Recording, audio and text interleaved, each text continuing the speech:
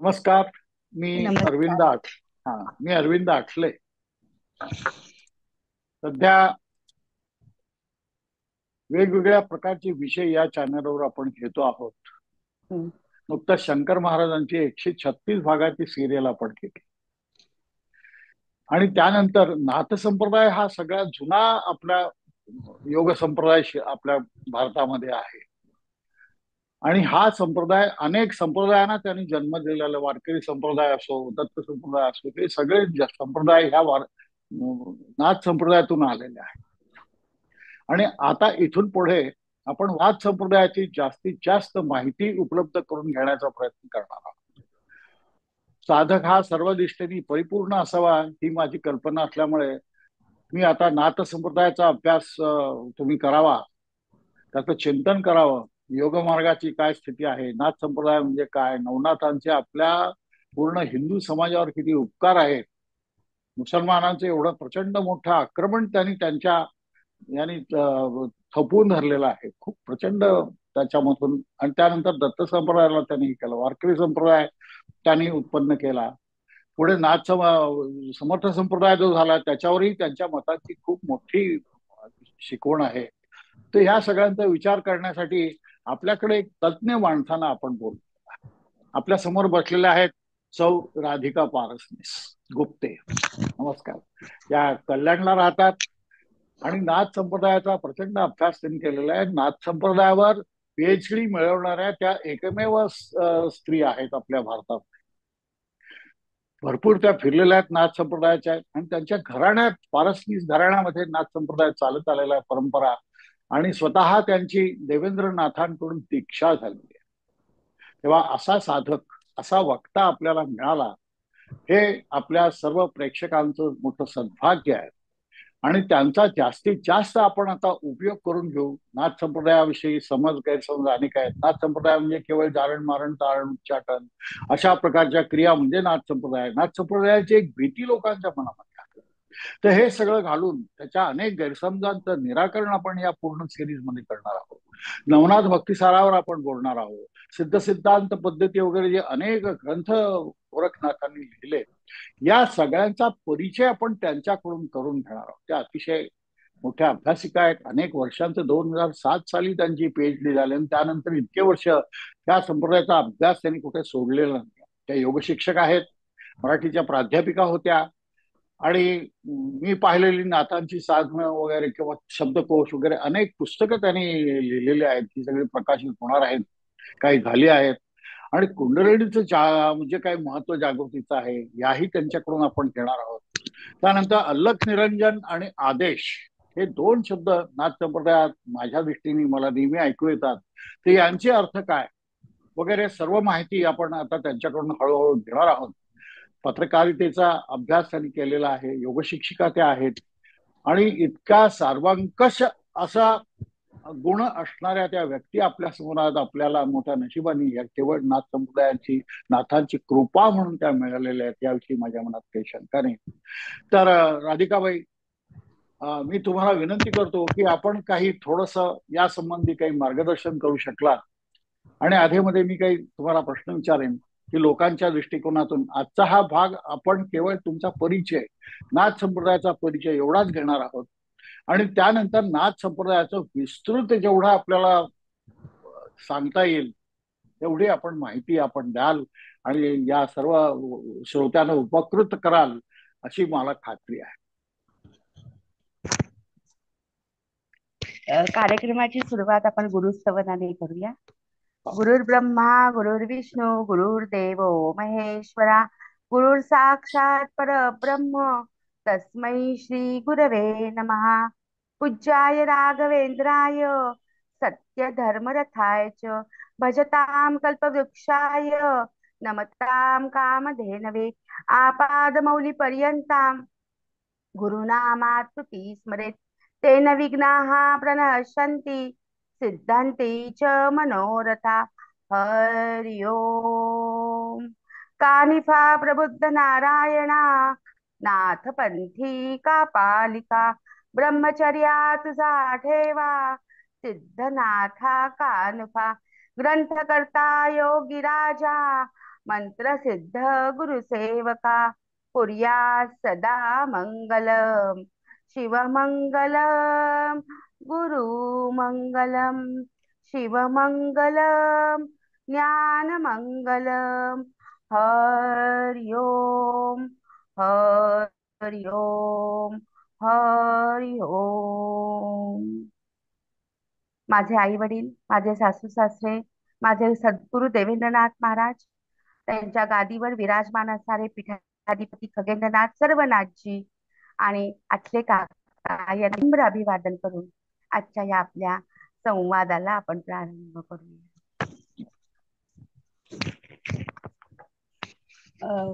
माझा परिचय म्हणजे लहानपणापासून मी मुळात दत्त संप्रदायातली आहे. सुरुवात माझं माहेरचं आडनाव पारसनीस. दत्त संप्रदायाचा फार मोठा वरदहस्त पारसनीस घराण्याला लागला. सातारचे इतिहास संशोधक श्री राव बहादूर पारसनीस, ज्यांनी झाशीची राणी हे पुस्तक लिहिलं आणि आज इतिहास संशोधन क्षेत्रात त्यांचं फार मोठं नाव घेतलं जातं, त्या घराण्यात माझा जन्म झाला हे मी माझं भाग्य समजते. त्यामुळे अभ्यास, संशोधन, इतिहास हे बाळकडू हे संस्कार हे तिकडूनच पुढच्या पिढीमध्ये संक्रमित होत गेले. त्यानंतर माझे वडील हे युनियन बँकेत वरिष्ठ अधिकारी होते आणि माझी आई महाराष्ट्र वॉटर सप्लाय मध्ये गव्हर्नमेंटचं काम तिने केलं.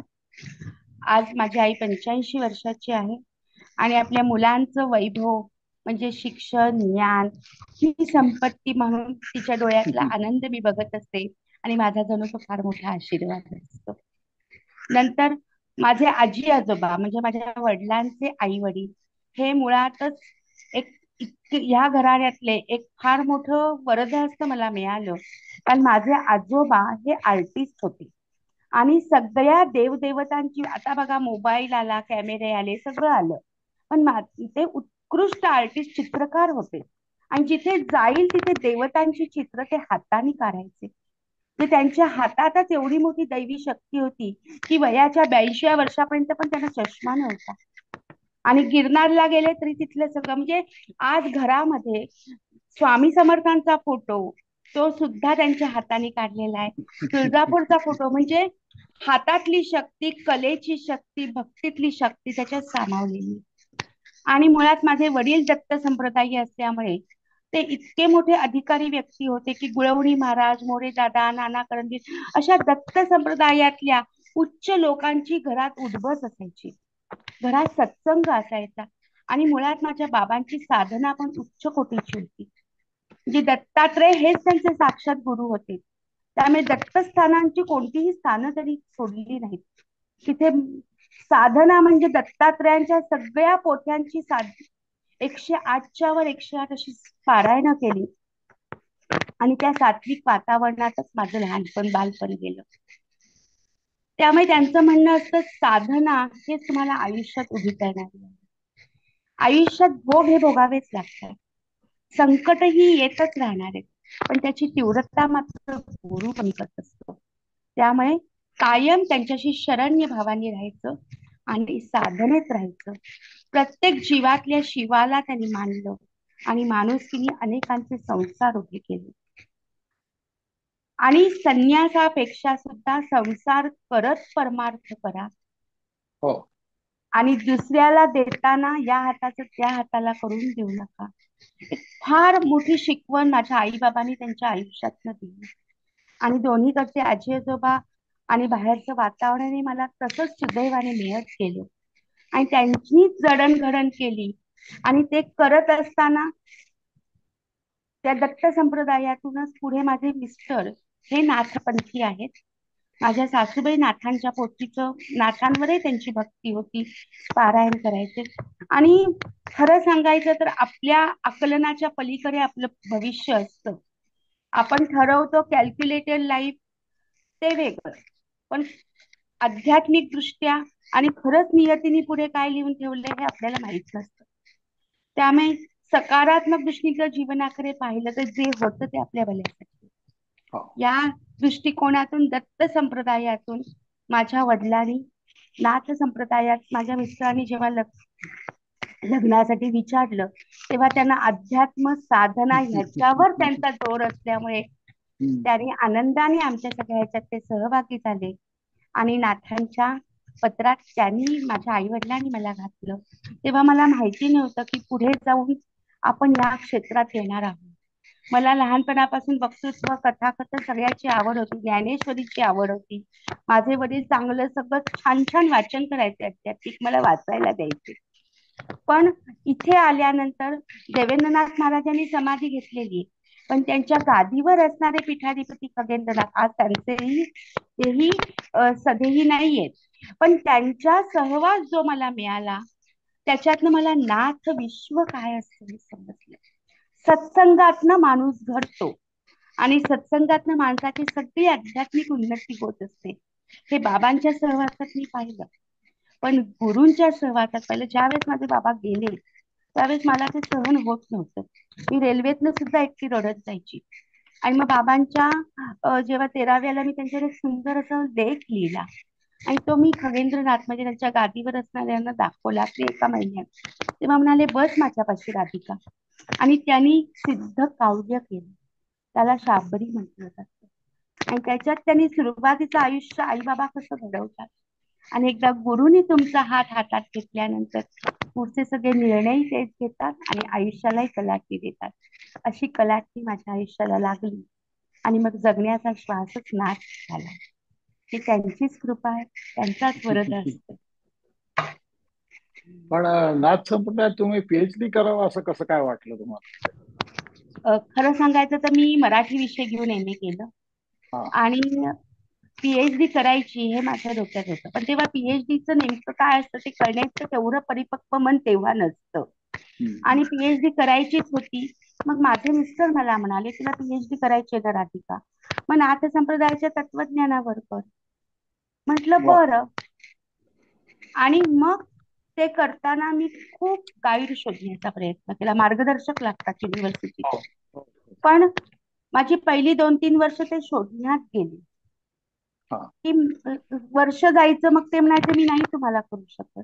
हा विषय तत्वज्ञानात येतो, हा विषय तुमच्या आध्यात्मिक क्षेत्रात येतो, हा मराठी विभागात येतच नाही. अच्छा. आणि मला तेव्हा आश्चर्य वाटायचं की अरे सगळे संत जर मराठी साहित्यात अभ्यासाला आहेत तर हा विषय मराठी विभागात येत नाही असं होईलच कसं. मला हो. अनेकांनी सांगितलं, अगदी दिग्गज लोकांनी, की तू विषय बदल. तर आम्ही तुला करू. म्हटलं मी विषय बदलणार नाही, माझा निर्णय पक्का आहे आणि मला त्याच्यावर करायचं म्हटलं सद्गुरु माऊली ते करून देणार आणि मला हो. योग्य गाईड मिळणार. बरोबर. आणि अशी 2-3 वर्ष गेली आणि मग मी पुण्यात, माझी मावशी आहे आशा रत्नपारखी, ती साधू वासवानी कॉलेजला व्हाईस प्रिन्सिपल म्हणून रिटायर झाली. पण तिचा पण विषय मराठी होता. मी तिला पत्र लिहिलं, तिला मावशी असं असं आहे तर मला गाईड हवे चांगली. ती म्हणाली पुण्यात ये तू. मी तिच्याकडे गेले. आम्ही रिक्षाने फिरलो. सदानंद मोरेंपासून नगरकरांपर्यंत अनेक लोकांना आम्ही भेटलो. हम्म, हम्म. हे फार मोठे अभ्यासक, संशोधक आहेत. पण त्यावेळेस त्यांचं मत तसंच होतं. ठीक आहे, काही हरकत नाही. मग डॉक्टर कल्याण काळे बर. पुण्यातले फार मोठे अभ्यासक, अतिशय ज्याला म्हणतो सज्जनांची मांडिया हो, एक हो, आहे, तेही त्या हो, व्यक्तिमत्वाची पाहिली. हो. आणि मग मावशी मला घेऊन त्यांच्याकडे गेली. सर मला म्हणाले, माझ्याकडे 10 विद्यार्थी आहेत, ते तुम्ही कमी झालं की मी तुम्हाला सांगेन. म्हटलं काही हरकत नाही, 2-3 वर्ष गेले, अजून 2-3. हो. आणि त्याच्यानंतर मी एक नाथपोथीचं पारायण केलं. त्याच्या आधी करायची आणि नाथांना मी आळवलं. म्हटलं मला चांगले मार्गदर्शक मिळवू देत, मला अभ्यास करायचा, मी डिग्रीसाठी नाही करत. आणि त्या पोथीचं पारायण झालं आणि दुसऱ्या दिवशी डॉक्टर कल्याण काळे यांचं पत्र आलं. मी जपून ठेवलं आहे की माझ्याकडे एक विद्यार्थी कमी झालाय, तुम्ही येऊन भेटा. एक वेळ असे येईल की शिवदिन केसरी तुमच्याशी बोलायला लागतील. वा. आणि मग मी पुण्याला गेले.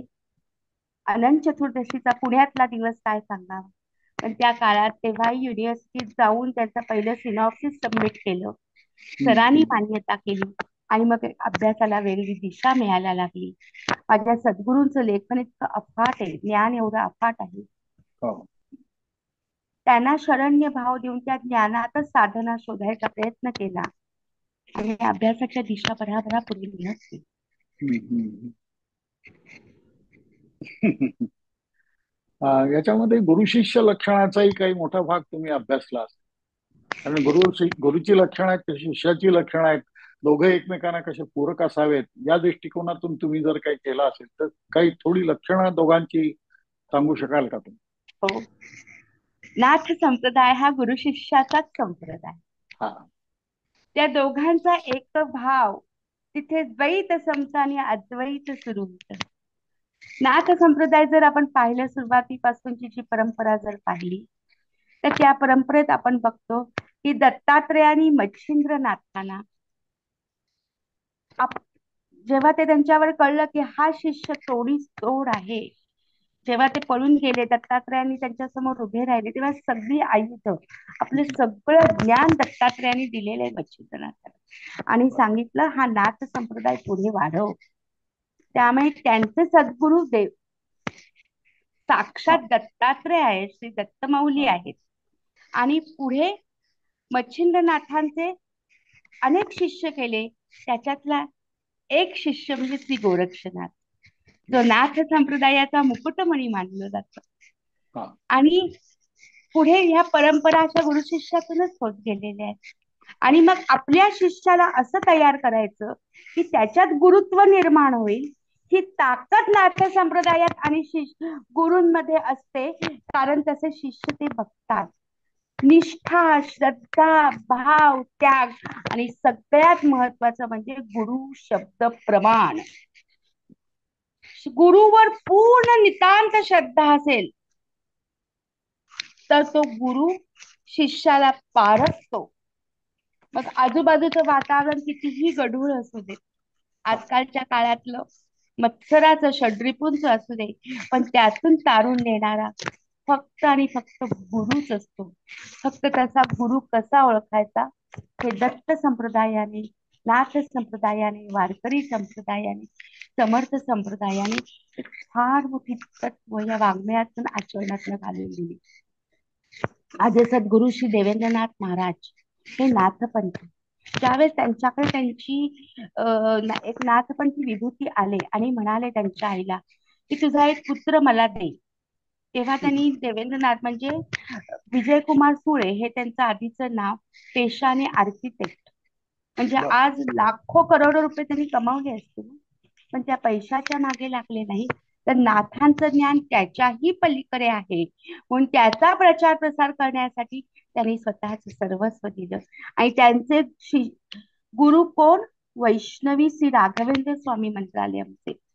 त्यांना दृष्टांतातून ते समजलं, ते मंत्रालय इथे गेले आणि मग विजयकुमार सुळेंचे राघवेंद्र म्हणून त्यांचं नाव त्यांनी देवेंद्र ठेवलं. आणि त्यांचं आराध्य दैवत कानिफनाथ आहे. आणि मग ती परंपरा द्रवरून पुढे होत गेली. त्यांच्या गादीवर विराजमान असणारे खगेंद्रनाथ आज सध्याही जरी नसले तरी आपल्या गुरुचा शब्द पाळण्यासाठी त्यांनी जी 3000 शाबरी काव्य केली ती जवळून बसून बघण्याचा योग आला, काही वेळेस लिहून घ्यायचा योग आला.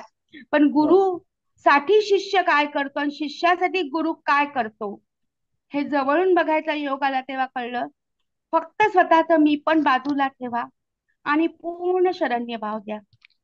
जीवनात तुमच्या त्याच्या इतका स्वच्छ आणि शुद्ध भावच असू शकत नाही. आणि तेच खरं जीवन जगणं आहे हे या गुरु शिष्याच्या जोडीतून मी शिकले. ज्यावेळेस गोरक्षनाथ लहानपणी खेळत होते त्यावेळेस मच्छिंद्रनाथांनी त्यांना एक संजीवनी मंत्र दिला होता आणि सांगितलं होतं मी जाऊन येतो तोपर्यंत हा मंत्र म्हणत राहायचा. आणि म्हणत असताना गोरक्षनाथ मातीशी खेळत होते आणि त्या मंत्राचा प्रभाव इतका जबरदस्त होता की त्याच्यातून एक लहान बालक आलं.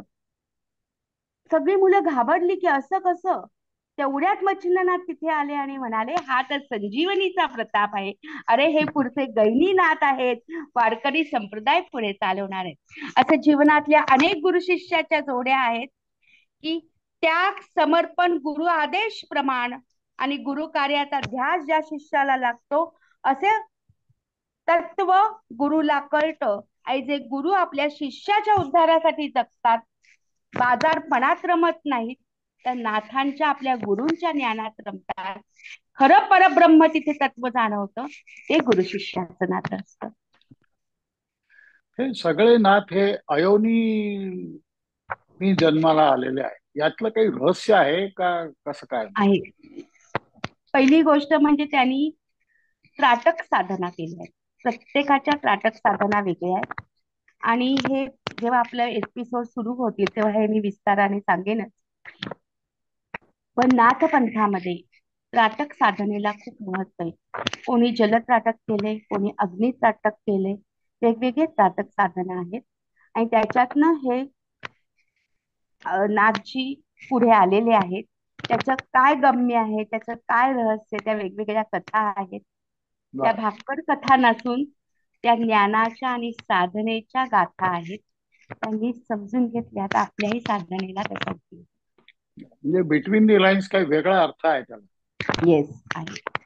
ते आपण जेव्हा वेगळे एपिसोड घेऊ तेव्हा तो एक स्पेशलच त्याच्यावर घेऊ. हा हा. त्याच्यानंतर अल्लख निरंजन किंवा आदेश असे दोन शब्द मी खूप वेळा ऐकतो नाथ लोकांच्याकडून. तर याचा काय वेगळा अर्थ आहे? अल्लख निरंजन म्हणजे काय किंवा आदेश म्हणजे काय? आदेश हा शब्द असा आहे की जसं प्रत्येक क्षेत्रात प्रत्येक विषयाची एक भाषा असते. हा म्हणजे उदाहरणार्थ काही वेळेस बघा योगशास्त्रात लोक हरिओम म्हणतात. हा. स्वामी समर्थांच्या ह्याच्यात स्वामी ओम म्हणतात. म्हणजे आपल्या समोरच्या व्यक्तीत तेच तत्व आहे असं समजून आपण ते शब्द वापरतो. हा. तसं आदेश हा शब्द जो आहे आ अधिक देश, गुरु करून आलेला आदेश. आता तुम्हाला सांगायला हरकत नाही की मी आता एक पुस्तकाचं ग्रंथाचं गुरूंच्या कार्याचं ग्रंथाचं लेखन चालू आहे. तर त्याच्यावर गुरु आदेशातून कार्य कशी झाली आहे, कारण आदेश हा पूर्ण आध्यात्मिक भाग आहे बर आणि तो स्पिरिच्युअल पातळीवरचाच आहे म्हणजे. बर आणि तो बर गुरुमुखातूनच यावा लागतो. आणि त्या बर आदेशाची ताकद ज्याला कळते ना तोच त्या आदेशात राहतो. तर बर एक योगी दुसऱ्या योगियाला आदेश म्हणतो, म्हणजे बर त्याला एक प्रकारचा प्रेमाचं आलिंगन देतो. हा एक अर्थ झाला. दुसरा अर्थ, काही आपण जसं शाळेत सूचना दिल्या जातात, शाळेत आज्ञा दिल्या जातात, शाळेत घडवणुकीसाठी काही शब्द वापरले जातात, तसं नाथ संप्रदायाच्या या विद्यापीठामध्ये आदेश या शब्दातून पुढच्या कार्याच्या दिशा ठरवल्या जातात. आणि बर त्याच्यातूनच विद्यार्थी पुढे जातो, बर शिष्य बर पुढे जातो.